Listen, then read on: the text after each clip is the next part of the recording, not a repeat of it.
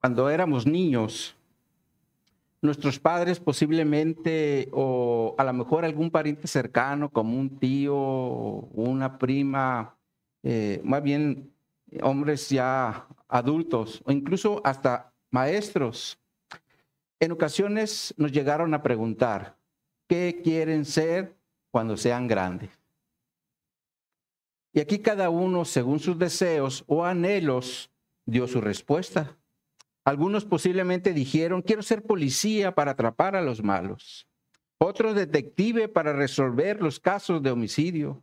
O bomberos para apagar los incendios que se presenten en los diferentes lugares.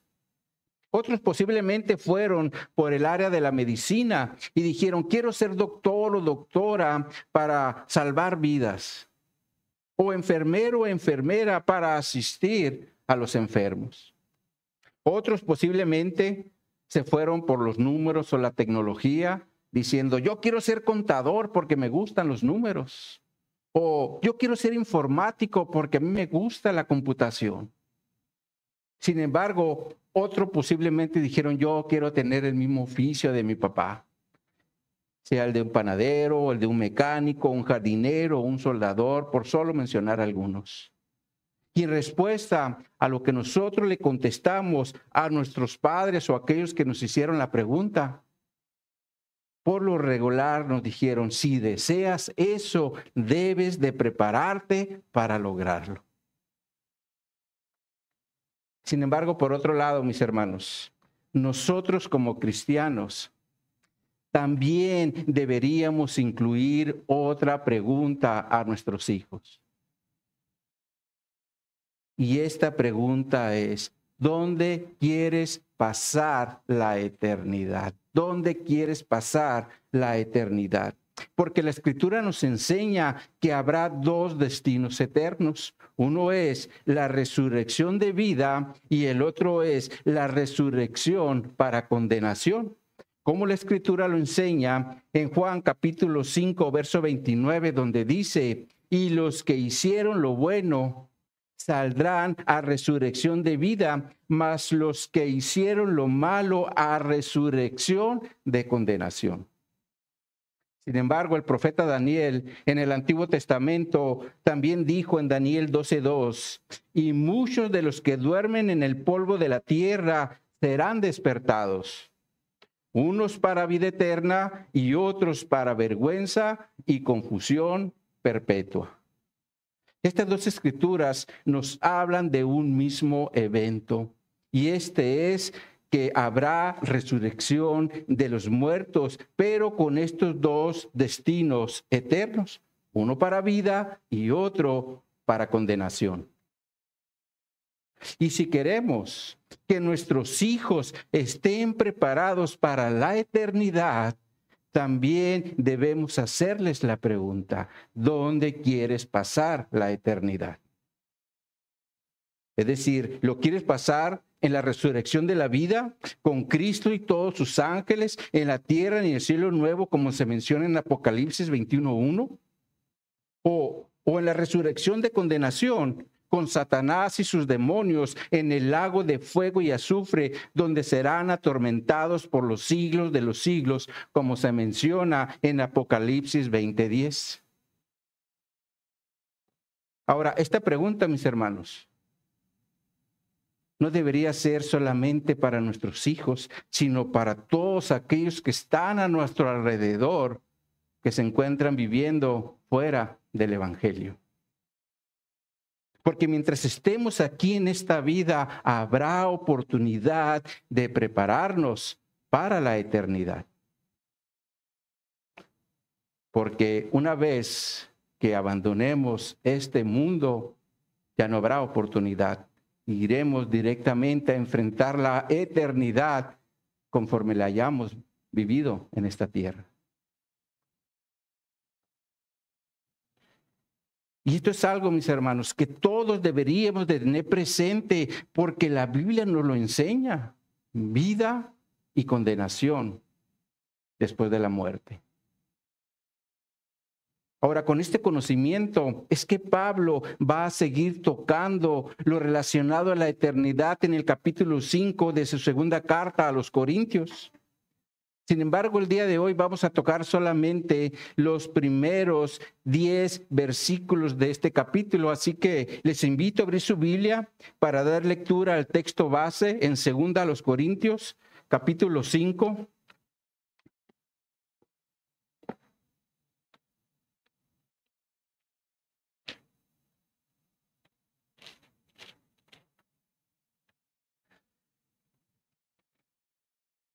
Y vamos a dar lectura a los primeros 10 versículos. Cuando estén allí en la escritura, les invito a ponerse de pie. ¿Qué les parece si honramos la palabra de Dios, puestos de pie, para que le demos lectura? Dice nuestro texto base: porque sabemos que si nuestra morada terrestre, este tabernáculo, se deshiciere, tenemos de Dios un edificio, una casa no hecha de manos, eterna en los cielos. Y por eso también gemimos, deseando ser revestidos de aquella nuestra habitación celestial, pues así seremos hallados vestidos y no desnudos. Porque asimismo, los que estamos en este tabernáculo gemimos con angustia, porque no quisiéramos ser desnudados, sino revestidos, para que lo mortal sea absorbido por la vida.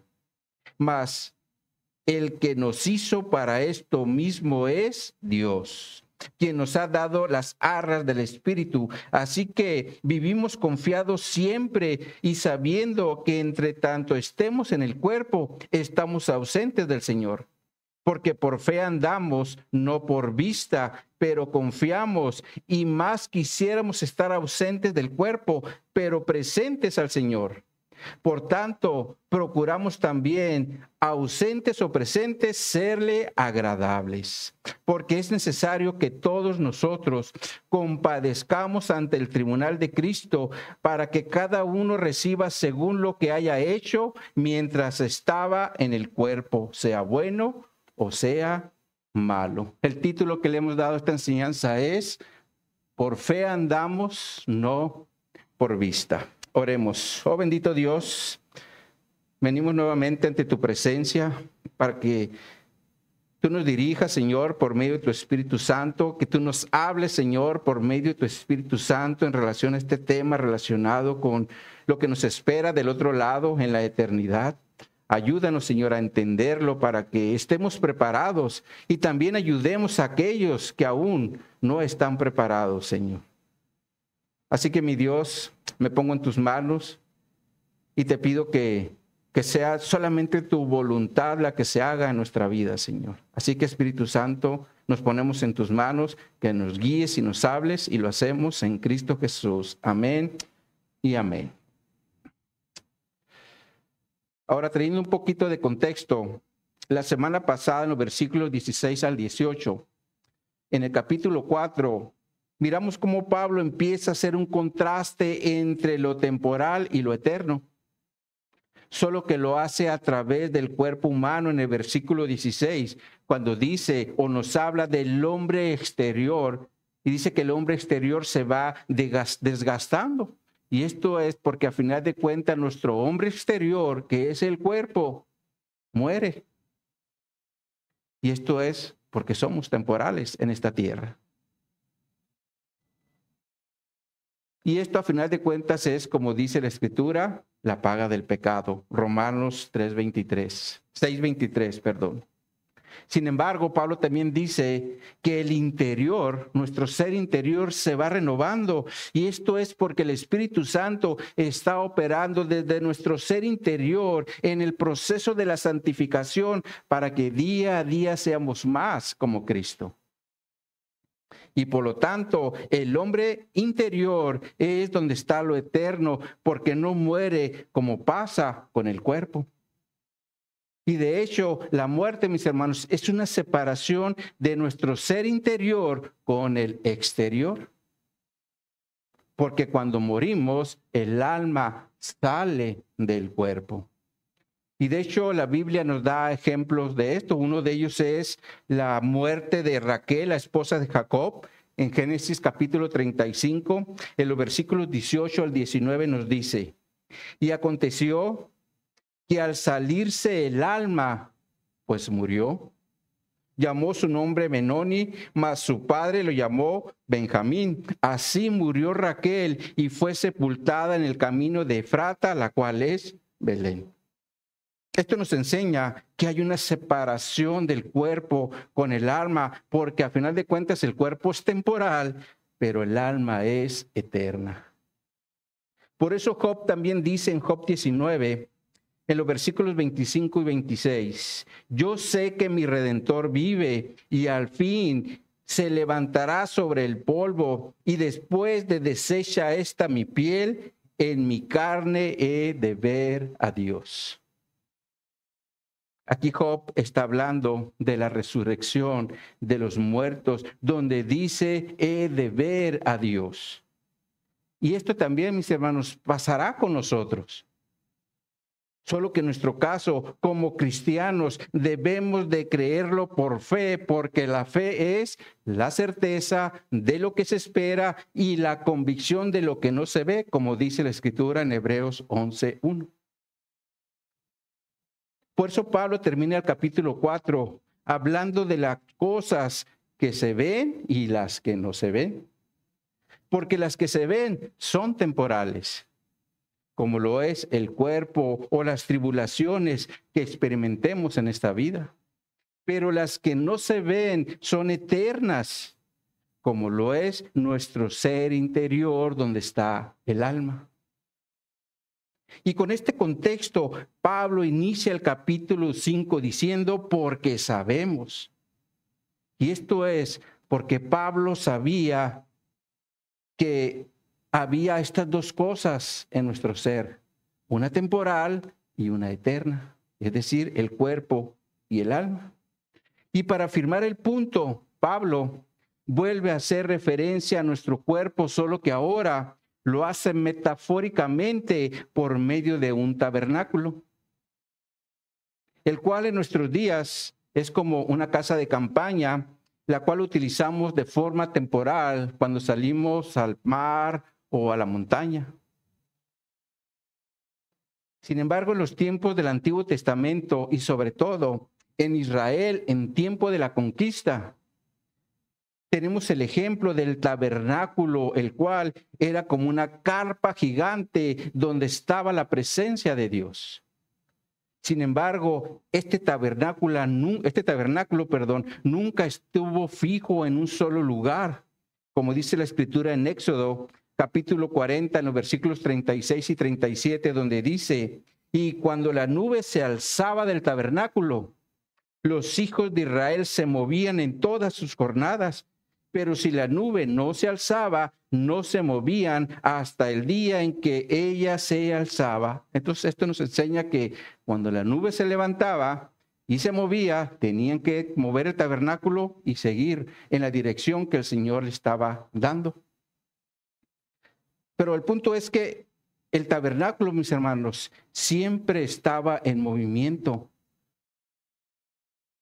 Mientras que ellos estuvieron en la conquista, ¿sí? O sea, era un lugar temporal, se iba moviendo.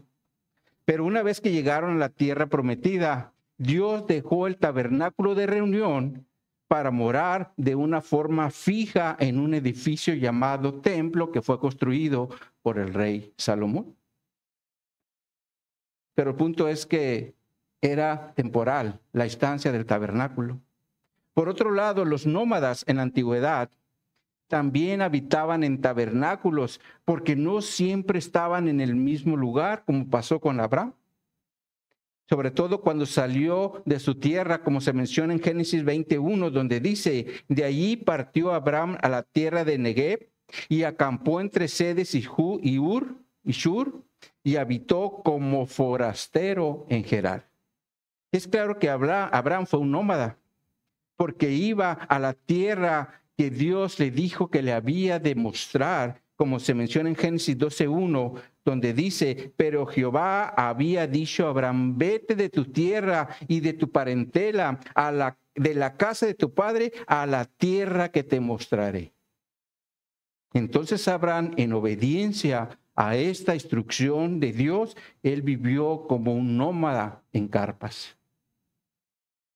Por eso Pablo utiliza el ejemplo de un tabernáculo, porque se refiere a nuestro cuerpo, el cual es terrenal, pero también es temporal, porque nuestro cuerpo, a final de cuentas, está en juicio, y este juicio es la muerte. Como el Señor le dice a Adán, después de haber desobedecido la instrucción de no comer del árbol de la ciencia del bien y del mal, en Génesis 3:19, donde le dice, con el sudor de tu rostro comerás el pan hasta que vuelvas a la tierra, porque ella fuiste tomado, pues polvo eres y al polvo volverás. Como consecuencia de su desobediencia. Y este juicio, mis hermanos, que inició allí con Adán y Eva en Edén, sigue vigente en nuestros días. Por ese motivo es que todos, absolutamente todos, seguimos muriendo y por lo tanto somos temporales en esta tierra.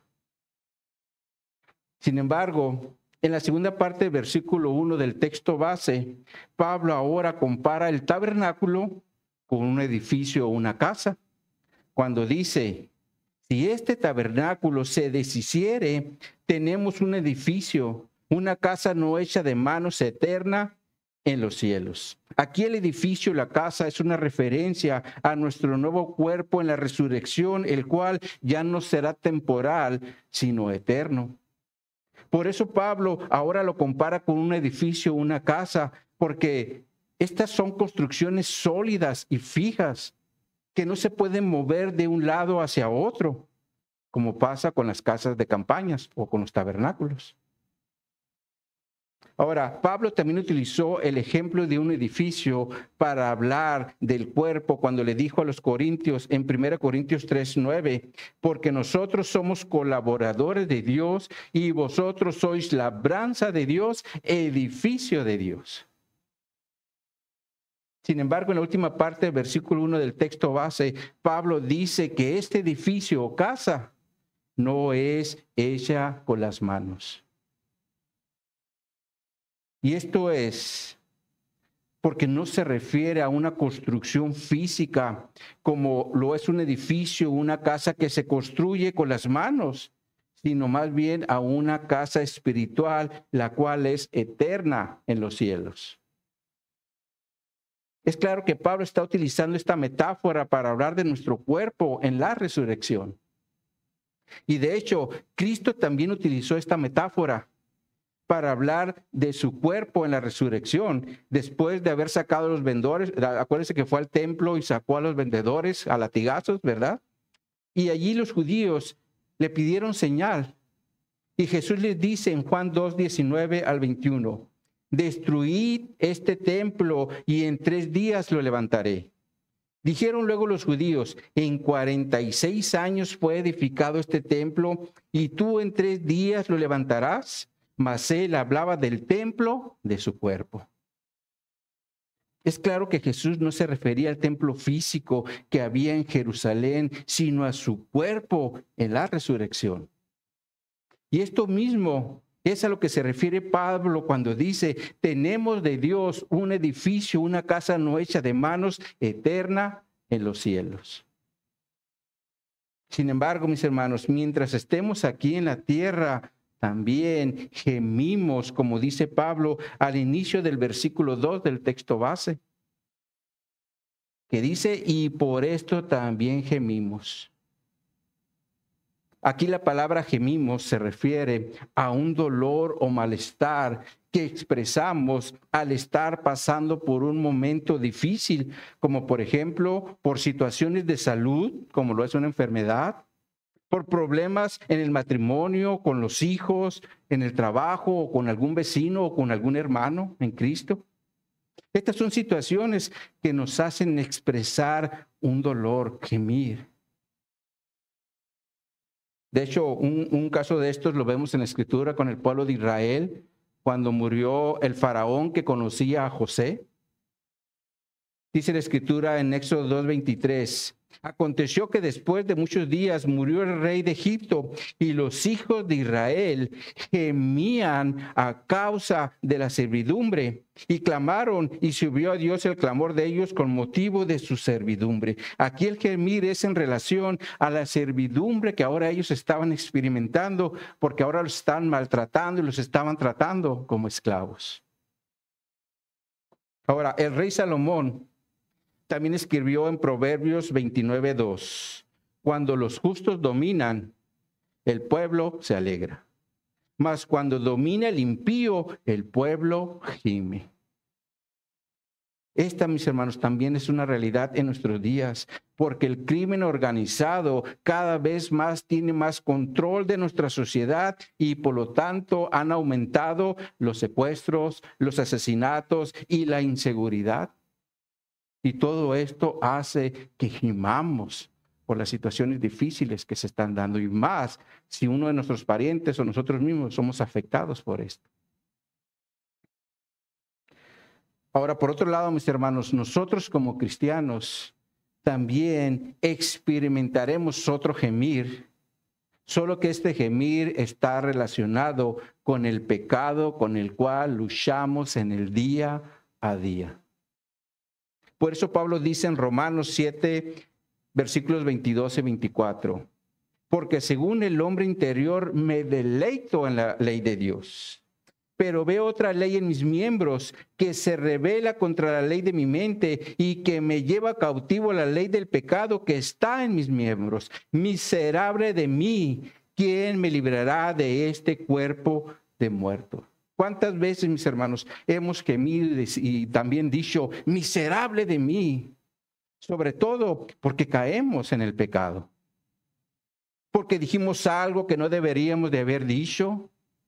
O porque ofendimos a una hermana, a nuestra esposa. O porque agarramos algo que no deberíamos de haber tomado. Es claro que la lucha contra el pecado es de todos los días. Y cuando perdemos una batalla, esto nos hace gemir. Incluso en ocasiones, esto también nos puede llevar a desear lo que Pablo dice en la segunda parte del versículo 2 del texto base, cuando dice, deseando ser revestidos de aquella nuestra habitación celestial. Otra versión dice, por eso suspiramos mientras vivimos en esta casa actual, pues quisiéramos mudarnos ya a nuestra casa celestial. Ahora, no perdamos de vista que Pablo está diciendo esto en el contexto de los padecimientos, como lo expresó en el capítulo 4.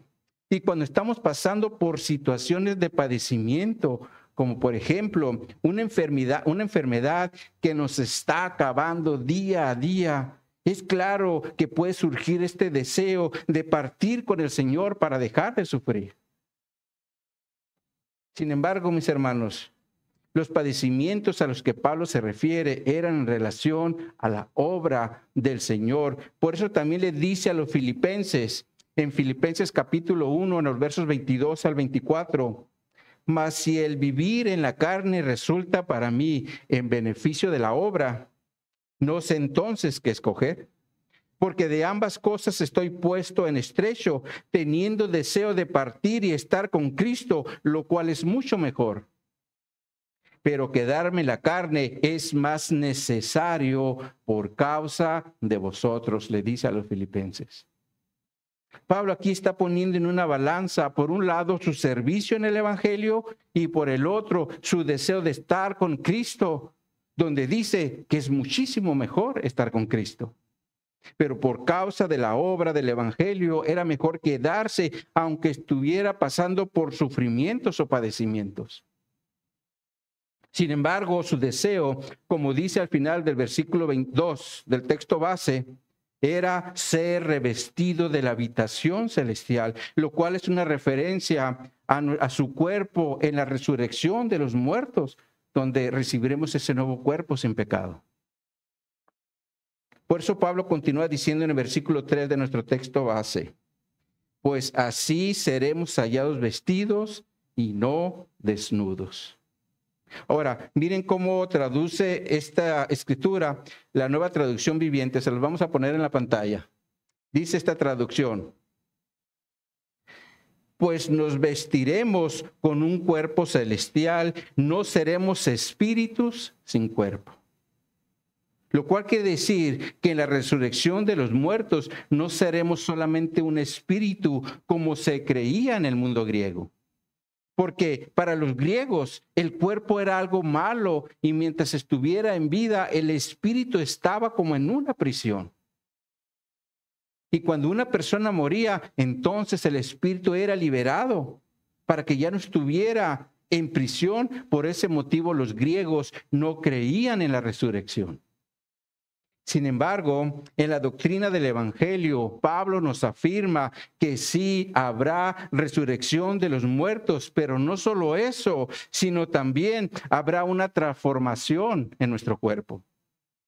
Por eso Pablo también le dice a los filipenses, en Filipenses capítulo 3, versos 20 y 21, mas nuestra ciudadanía está en los cielos, de donde también esperamos al Salvador, al Señor Jesucristo, el cual transformará el cuerpo de humillación nuestra para que sea semejante al cuerpo de la gloria suya, por el poder con el cual puede también sujetar a sí mismo todas las cosas. Esto nos enseña que Dios hará una obra de transformación en nuestro cuerpo después de la muerte, donde vamos a recibir un nuevo cuerpo glorificado como el de Cristo, es decir, sin pecado. Sin embargo, mis hermanos, esta transformación también puede llevarse a cabo sin haber experimentado la muerte. Y esto será en la segunda venida de Cristo, como Pablo le dice a los tesalonicenses. En primera a los tesalonicenses, capítulo 4, en los versículos 16 y 17, donde les dice: porque el Señor mismo, con voz de mando, con voz de arcángel y con trompeta de Dios, descenderá del cielo, y los muertos en Cristo resucitarán primero. Luego nosotros, los que vivimos, los que hayamos quedado, seremos arrebatados juntamente con ellos en las nubes para recibir al Señor en el aire, y así estaremos siempre con el Señor. Pablo aquí está hablando del arrebatamiento, donde dice que cuando Jesús venga, seremos llevados al cielo para estar siempre con el Señor, pero en este caso no se va a experimentar la muerte. Sin embargo, aún así, no podemos estar en la presencia de Cristo con este cuerpo de pecado. Por ese motivo, Dios tiene que hacer primeramente una obra de transformación en nuestro cuerpo. Y en relación a esto mismo, el apóstol Juan dice en 1 Juan 3:2, amados, ahora somos hijos de Dios y aún no se ha manifestado lo que hemos de ser, pero sabemos que cuando Él se manifieste, seremos semejantes a Él, porque le veremos tal como Él es. Entonces es claro que Dios hará una obra de transformación en nuestro cuerpo cuando resucitemos, ya sea por la muerte o en el arrebatamiento, para que estemos en la presencia de Cristo sin pecado. Sin embargo, mientras sigamos con este cuerpo, es decir, aquí en la tierra, Pablo dice en el versículo 4 del texto base, porque asimismo los que estamos en este tabernáculo gemimos con angustia, porque no quisiéramos ser desnudados, sino revestidos para que lo mortal sea absorbido por la vida. Pablo aquí continúa con el tema de gemir con angustia mientras estemos aquí en la tierra con este cuerpo físico, el cual Pablo metafóricamente le llama tabernáculo. Y esto es porque hay muchas cosas difíciles que se nos van presentando en la vida que nos afectan y nos llevan a ese estado de gemir, como lo estuvimos mencionando en el versículo 2 del texto base. Sin embargo, Pablo dice: no quisiéramos ser desnudados, sino revestidos. Ahora, el ser desnudado en la Biblia siempre es una referencia a algo que es vergonzoso. Por ese motivo nos vestimos para no andar desnudos. De hecho, cuando Adán y Eva pecaron en Edén, a partir de ese momento cayeron en un estado de vergüenza porque se dieron cuenta de que estaban desnudos. Como lo muestra Génesis 3 en los versículos 6 y 7, donde dice: y vio la mujer que el árbol era bueno para comer y que era agradable a los ojos y árbol codiciable para alcanzar sabiduría, y tomó su fruto y comió, dio también a su marido, el cual comió así como ella. Entonces fueron abiertos los ojos de ambos y conocieron que estaban desnudos. Entonces cosieron hojas de higuera y se hicieron delantales. Es claro que desde que el pecado entró en la humanidad, llevó al ser humano a un estado de vergüenza. Por ese motivo, ellos primeramente trataron de cubrirse. Pero Dios también, dice la Escritura, que los cubrió con túnicas de pieles en Génesis 3:21. Sin embargo, a partir de ese momento hasta el día de hoy, la desnudez es algo vergonzoso dentro de la humanidad. Por ese motivo no salimos a la calle sin ropa, siempre andamos vestidos.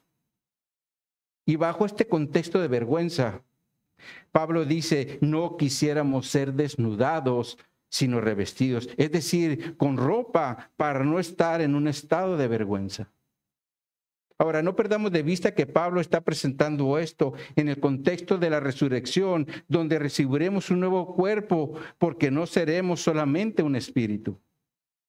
Sin embargo, nuestro nuevo cuerpo en la resurrección será inmortal, como también Pablo lo menciona en 1 Corintios 15, en los versículos 53 y 54, donde dice: porque es necesario que esto corruptible se vista de incorrupción y esto mortal se vista de inmortalidad. Y cuando esto corruptible se haya vestido de incorrupción y esto mortal se haya vestido de inmortalidad, entonces se cumplirá la palabra que está escrita: sorbida es la muerte en su victoria. Es claro que en la resurrección nuestro cuerpo ya no estará sujeto a la muerte, porque ahora seremos inmortales o eternos. Pero también se nos quitarán los sufrimientos y la afrenta, como se menciona en Isaías 25:8, donde dice: destruirá la muerte para siempre, y enjugará Jehová el Señor toda lágrima de todos los rostros, y quitará la afrenta de su pueblo de toda la tierra, porque Jehová lo ha dicho. Aquí Dios, por medio del profeta Isaías, nos habla de estos cambios que Pablo deseaba, es decir, no estar sujeto a la muerte o a las lágrimas causadas por los sufrimientos, o también a la afrenta, a la cual es una referencia a un estado de vergüenza. Por eso Pablo dice en el versículo 4 del texto base, porque asimismo los que estamos en este tabernáculo, es decir, cuerpo, gemimos con angustia, es decir, en un estado de sufrimiento, porque no quisiéramos ser desnudados, es decir, en un estado de vergüenza, sino revestidos, es decir, con un nuevo cuerpo digno, para que lo mortal, es decir, lo que perece, sea absorbido, es decir, destruido por la vida. Porque cuando hay vida, no hay muerte, y eso es lo que tendremos en la resurrección, porque seremos inmortales. Sin embargo, el que está atrás de todo este proceso es Dios. Por eso Pablo dice en el versículo 5 del texto base: mas el que nos hizo para esto mismo es Dios, quien nos ha dado las arras del Espíritu. Pablo, mis hermanos, aquí nos afirma dos cosas. En primer lugar, es que Dios nos hizo para esto. Y en segundo lugar, es que Dios nos dio una garantía para esto. ¿Y cuál es el esto? Pues la resurrección, de lo que está hablando, ¿verdad? Ahora, en relación a la primera afirmación, que Dios nos hizo para esto, este era un tema que no era nuevo para Pablo, porque Dios ya había establecido por medio del profeta Isaías que haría algo con su pueblo en el futuro. Veamos esto. Vayan en su Biblia a Isaías 29. Y vamos a ver los versículos 18 a 24.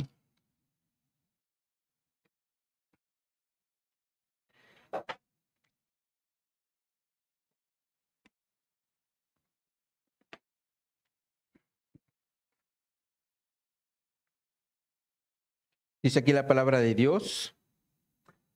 En aquel tiempo los sordos oirán las palabras del libro y los ojos de los ciegos verán en medio de la oscuridad y de las tinieblas.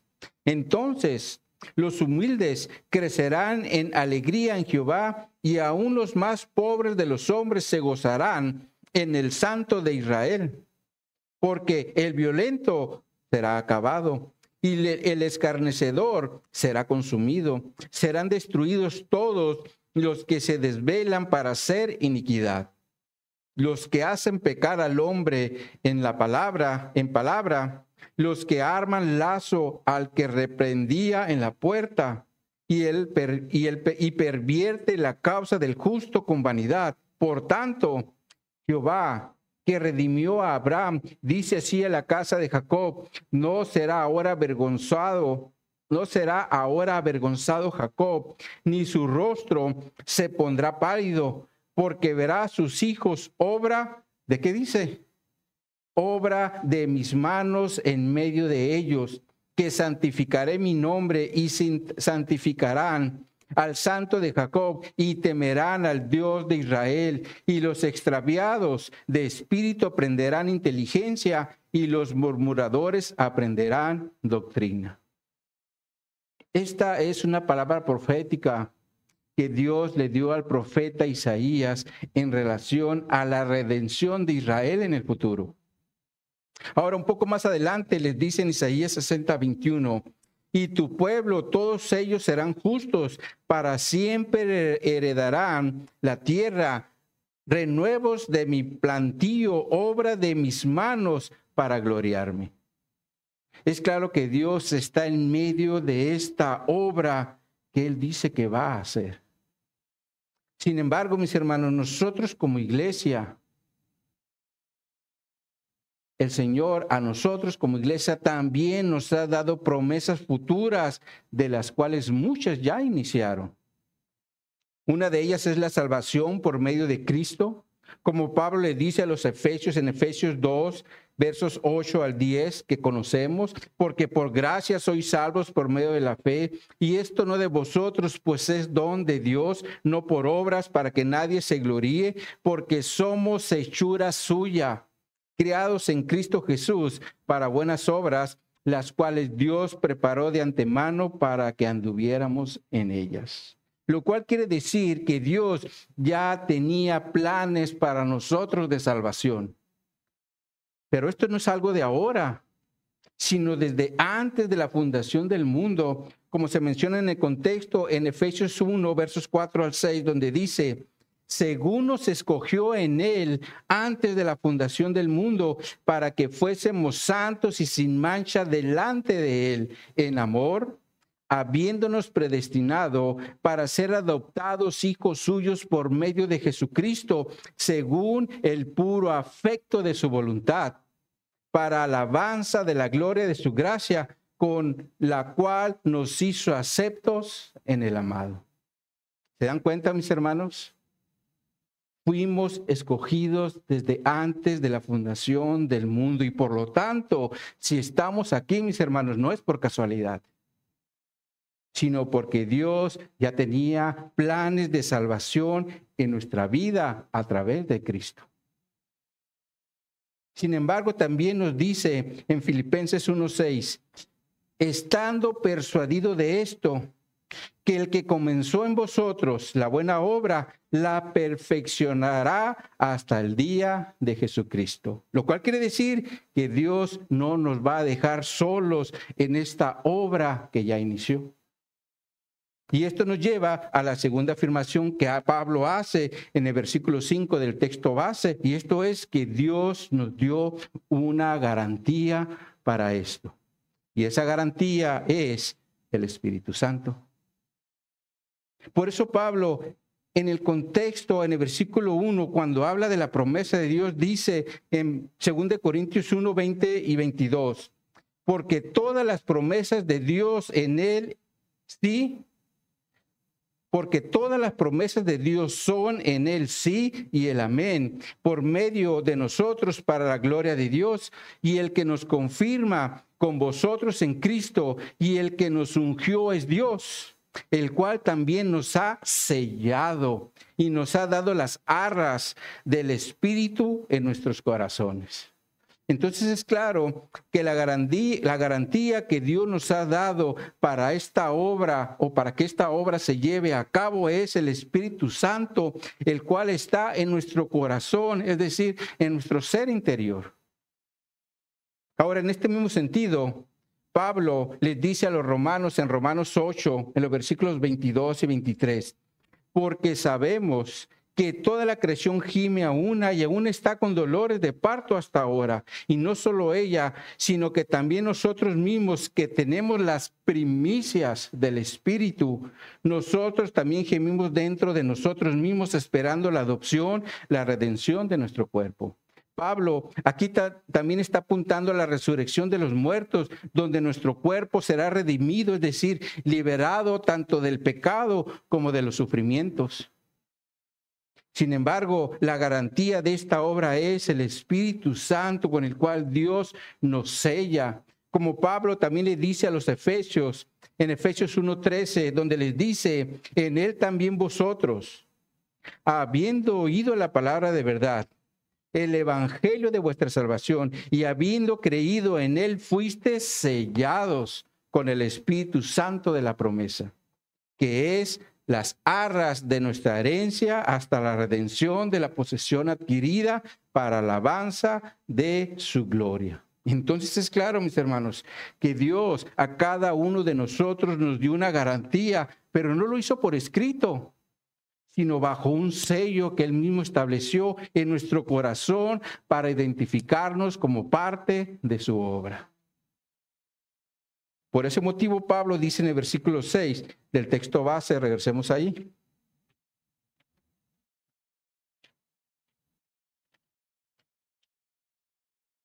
Dice aquí, así que vivimos confiados siempre y sabiendo que entre tanto que estamos en el cuerpo, estamos ausentes del Señor. Pablo aquí nos habla en primer lugar de la confianza que un cristiano siempre debe de tener al saber que es parte de la obra de Cristo.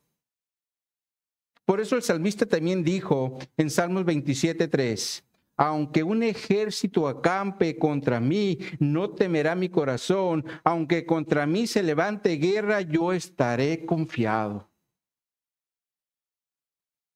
Y así es, mis hermanos, como debemos de vivir nuestro cristianismo, es decir, confiando siempre en el Señor. Ahora, esto independientemente de las pruebas que se nos vayan presentando de este lado de la eternidad, porque aquí todo es temporal. Y es algo que siempre debemos tener presente, aquí todo es temporal.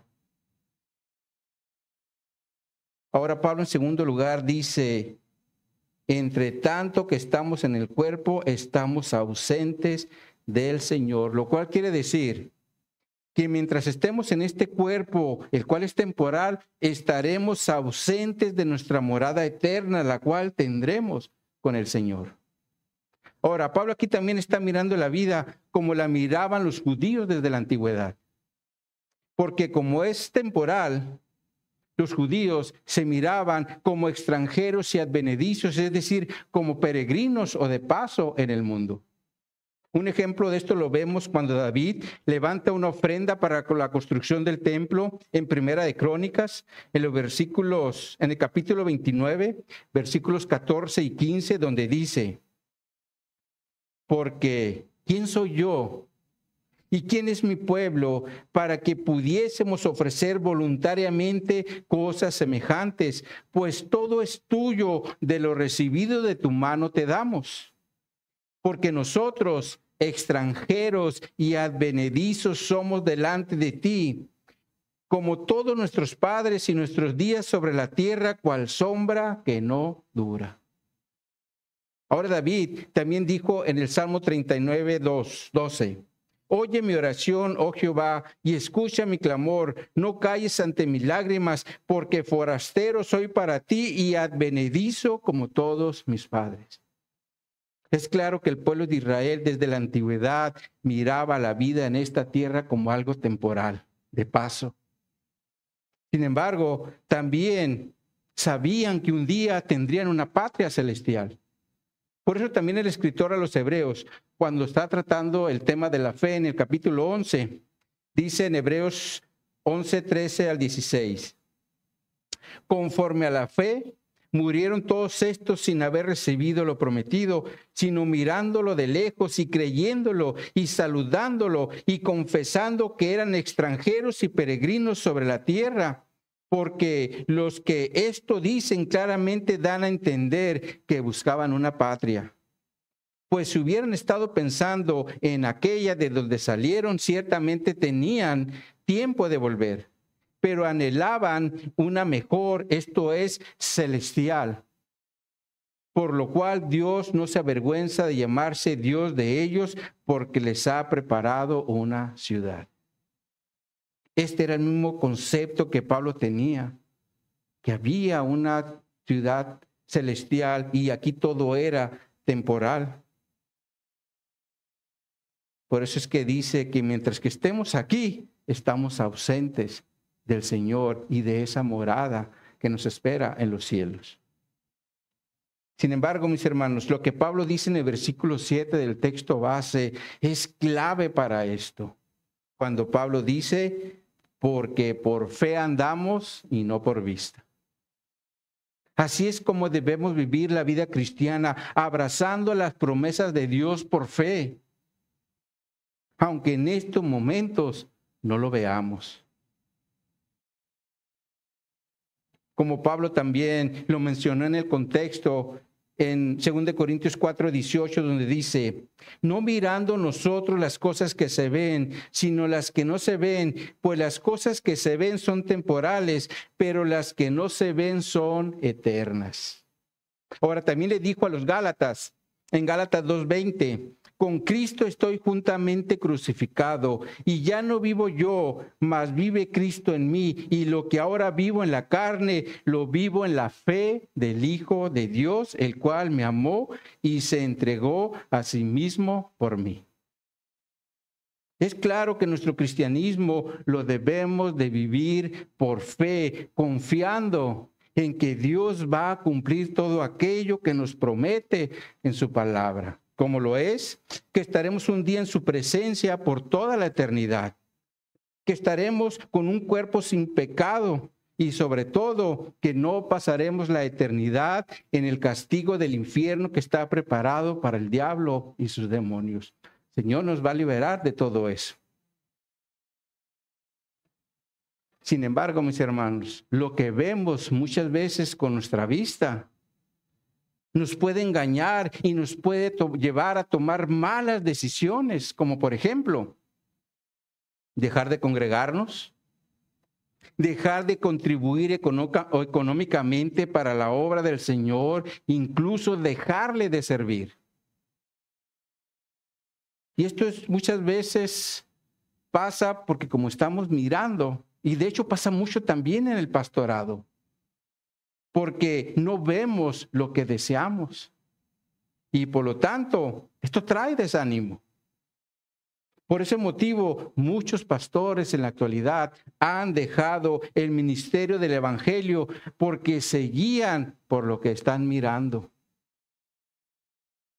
Por ese motivo, nosotros, mis hermanos, no debemos permitir estar viviendo por vista. Porque si lo hacemos, corremos el peligro de que nos engañe y nos lleve a tomar malas decisiones. Mejor digamos como Pablo, con Cristo estoy juntamente crucificado.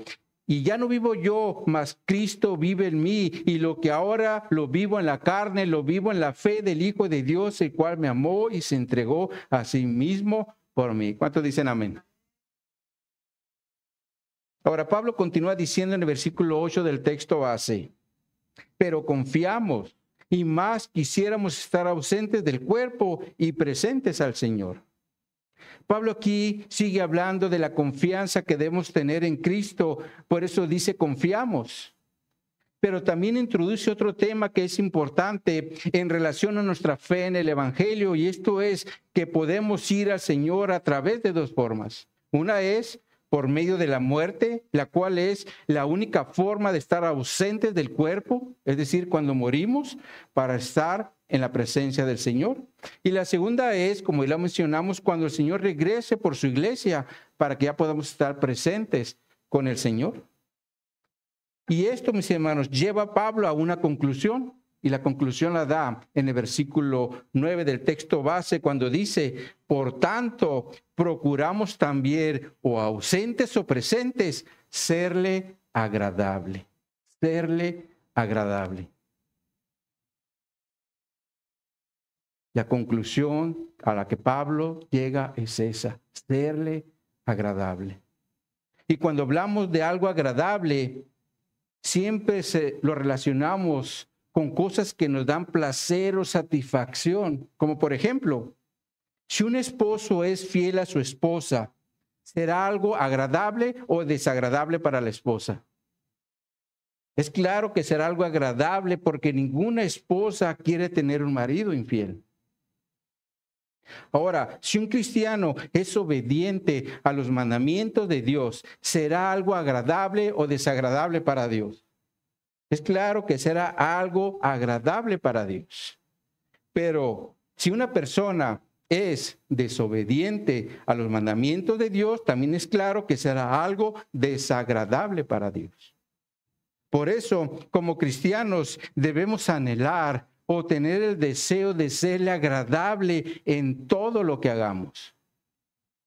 Porque todo lo que hagamos en esta tierra, mis hermanos, tendrá una consecuencia en la eternidad. Y en relación a esto, miren lo que Pablo dice en el versículo 10 del texto base. Porque es necesario que todos nosotros compadezcamos ante el tribunal de Cristo, para que cada uno reciba según lo que haya hecho mientras estaba en el cuerpo, sea bueno o sea malo.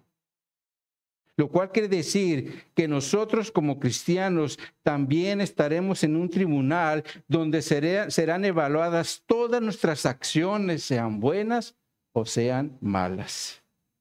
Ahora, aquí es importante aclarar que este tribunal que es mencionado aquí en 2 Corintios 5:10 es muy diferente a los que tendrán todos aquellos que rechazaron a Cristo, el cual es mencionado en Apocalipsis 20, llamado el trono blanco. Aunque también en este juicio se van a juzgar las obras que hicieron en esta tierra. Veamos esa escritura, vayan ahí a Apocalipsis 20.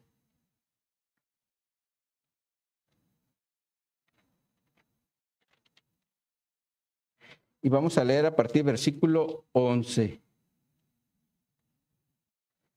donde empieza hablando el juicio ante el gran trono blanco, dice la Reina Valera.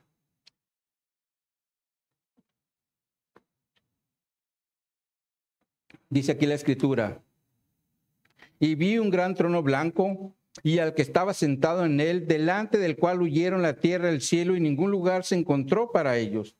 Vi a los muertos, grandes y pequeños, de pie ante Dios, y los libros fueron abiertos, y otro libro fue abierto, el cual es el libro de la vida, y fueron juzgados los muertos por las cosas que estaban escritas en los libros, según que dice sus obras.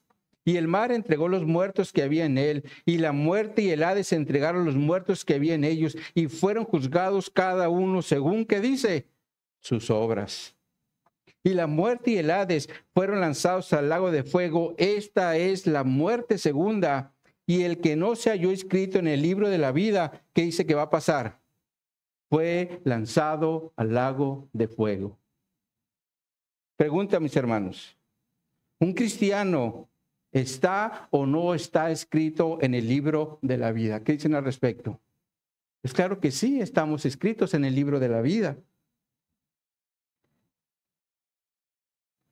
Y esto es, o lo entendemos, por lo que el mismo apóstol Pablo dice en el capítulo 21, en el versículo 27, donde dice: no entrarán en ella, aquí está hablando de la Nueva Jerusalén, no entrarán en ella ninguna cosa inmunda o que hace abominación y mentira, sino solamente los que están escritos en el libro de la vida del Cordero. Por eso ese juicio del trono blanco no es para nosotros los que estamos en el libro de la vida, sino para los que serán lanzados al lago de fuego llamado aquí la muerte segunda. Porque la primera muerte será aquí en la tierra y la segunda será en ese juicio del trono blanco. Sin embargo, nosotros como cristianos, al que sí iremos es al tribunal de Cristo, donde daremos cuenta de nuestras obras, sean buenas o sean malas. Ahora, en este mismo sentido, el rey Salomón dijo en 1 Reyes 8:32, tú oirás desde el cielo y actuarás y juzgarás a tus siervos, condenando al impío y haciendo recaer su proceder sobre su cabeza y justificando al justo para darle conforme a su justicia. Ahora, Job también dijo, Job 34:11, porque él pagará al hombre según su obra y le retribuirá conforme a su camino. Y David también dijo en Salmo 62:12, y tuya, oh Jehová, es la misericordia, porque tú pagas a cada uno conforme a su obra. Esto nos enseña que el concepto de que Dios va a juzgar las obras de los hombres no es algo exclusivo del Nuevo Testamento, porque esto también ya se conocía desde el Antiguo Testamento. Solo que en el Nuevo Testamento no se aclara dónde serán juzgadas estas obras. Y en el caso de nosotros los cristianos, va a ser en el tribunal de Cristo. Y esto es porque estamos en el libro de la vida. Pero en el caso de los que no están en el libro de la vida, el juicio será el trono blanco.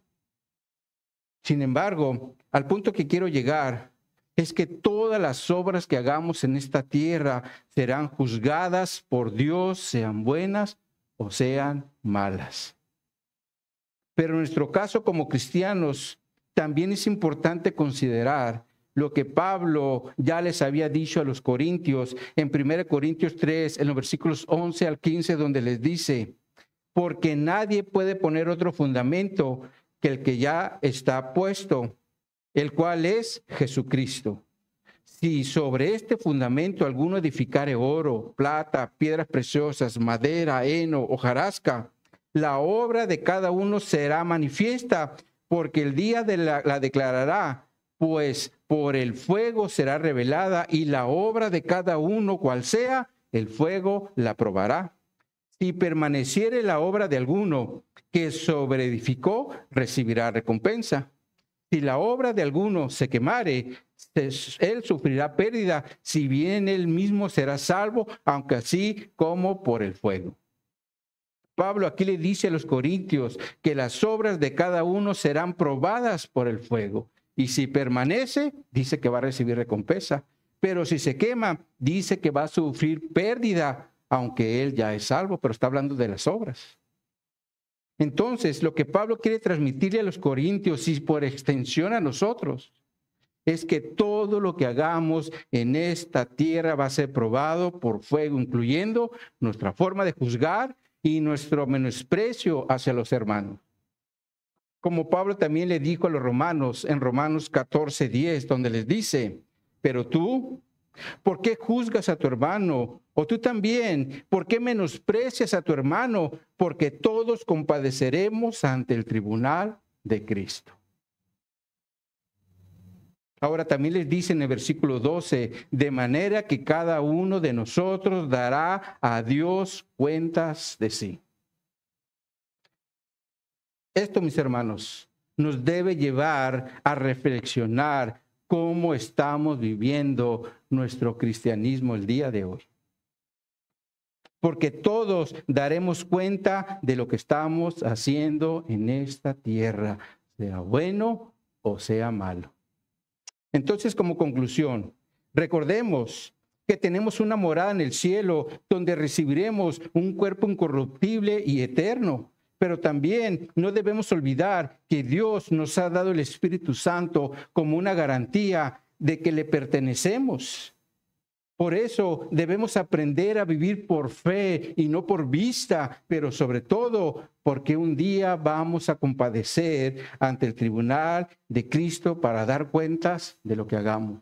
Y como lo hemos mencionado, sea bueno o sea malo. La pregunta aquí es, ¿estamos realmente conscientes de que somos morada del Espíritu Santo cuando hacemos las cosas? ¿Somos conscientes de que un día estaremos en el tribunal de Cristo para dar cuentas? ¿Vivimos realmente por fe o solo nos centramos en lo que vemos? Mi oración es, mis hermanos, que siempre seamos conscientes de lo que estamos haciendo para que cuando estemos en el tribunal de Cristo recibamos más recompensas que pérdidas. Amén, mis hermanos. Vamos a orar. Oh bendito Dios, te damos gracias, Señor, porque tú nos muestras en tu palabra que tú has empezado una obra en cada uno de nosotros, Señor. Te damos gracias porque aparte, Señor, nos has dado una garantía. Esa garantía es tu Espíritu Santo que está dentro de nosotros, ayudándonos, dándonos dirección para que cada vez que vayamos a tu palabra nos muestre cuál es el camino a seguir, qué es lo que debemos de hacer y qué es lo que no debemos de hacer. Así que yo te doy gracias, Señor, por esta ayuda que tú nos has dado, pero te pido sobre todo, mi Dios, que siempre estemos conscientes de que un día estaremos en tu presencia y te vamos a dar cuenta, Señor. Ayúdanos, Señor, a estar buscando hacer cosas que sean para bien, Señor, porque a final de cuentas es para bien de nosotros mismos, porque un día vamos a estar allí y qué mejor que recibamos pura recompensa, Señor. Pero sabemos que estamos en este cuerpo, con esta carne, luchando con el pecado. Y sabemos que muchas de nuestras obras no las hacemos correctamente. Por eso te pido, Señor, que seamos conscientes, Señor. Que esta palabra siempre esté presente en nuestro corazón, Señor. De que busquemos en todo momento serte agradable, Señor. Que ese sea nuestro propósito, Señor, y que salgamos de este lugar al menos con esa palabra, que seamos agradables a ti, Señor, que busquemos hacer eso en todo momento, Señor. Así que yo te doy gracias, Señor, por tu palabra, te doy gracias por tu Espíritu Santo y te doy gracias por tu salvación. En el nombre de Jesús lo hago para tu gloria y para tu honra. Amén y amén.